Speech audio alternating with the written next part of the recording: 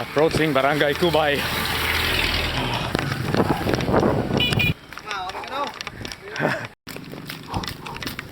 The Angelicum School, formerly the Lizares Mansion. Unofficial residence is one of the classic homes here in Jaro, Iloilo City.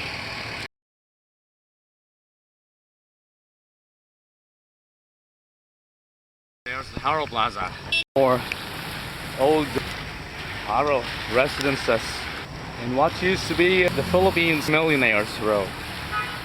The Jaro Cathedral. Crossing the road, you gotta run, even with traffic lights. No one heeds them. Sweetest mango.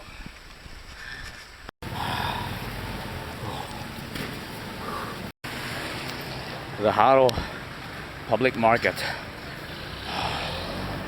These homes are getting demolished to make way for a road expansion. And here comes the diversion road where SM City, the Plazuela, Smallville are on.